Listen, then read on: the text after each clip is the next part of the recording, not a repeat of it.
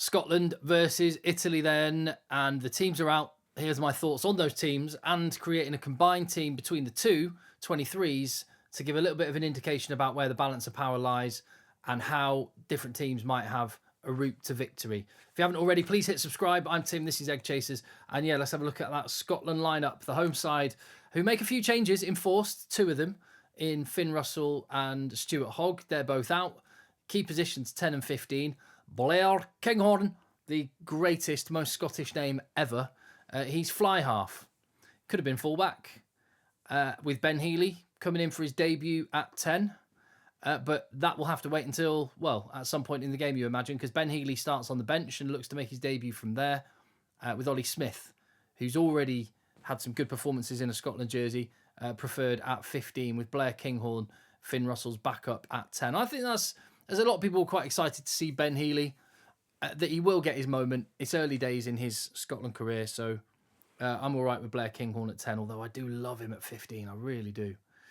Elsewhere in the side, Richie Gray is out, and Sam Skinner comes into the side.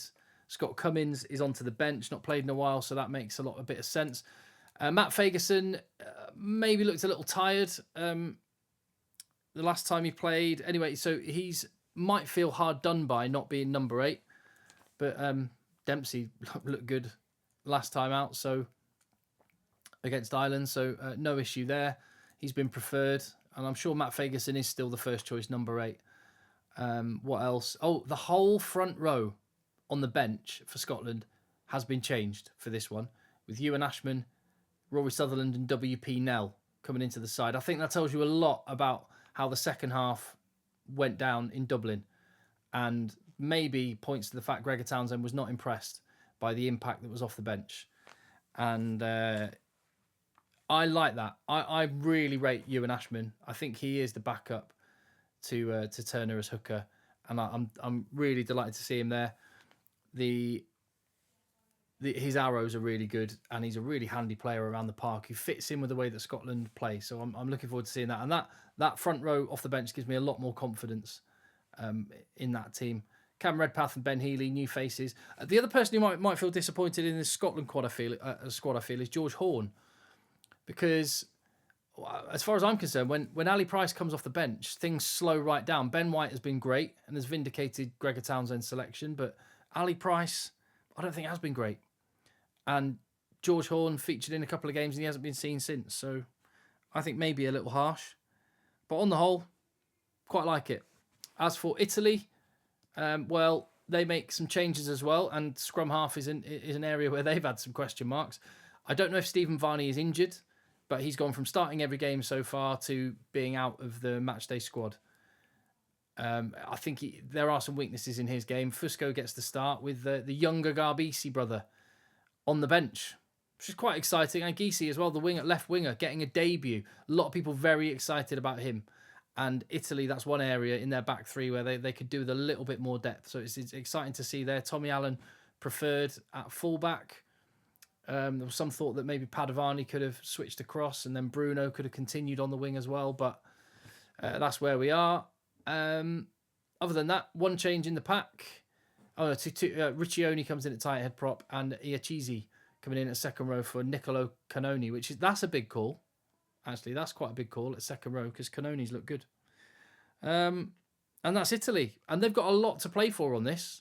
They'll be absolutely fighting tooth and nail to avoid the wooden spoon, and with some of the key players out of Scotland's team, they'll sniff an opportunity, and Scotland will absolutely be seeing this as a potential banana skin that they've got to deal with. As for the combined team, mainly Scotland, as you'd understand. Although 3 Italians make it into the pack, and I've got to say, Michele Lamaro may be hard done by there at 7.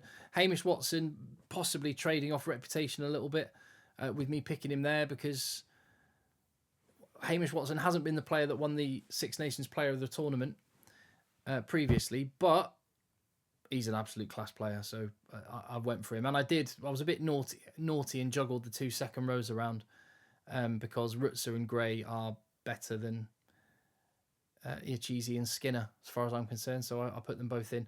And in the back line, only Paolo Garbisi at 10.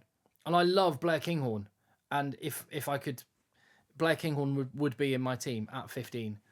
If I had access to all of them, I'd just slot Garbisi in at 10 and put Kinghorn to 15. But that's not what I do here. So this is just a man for man choice.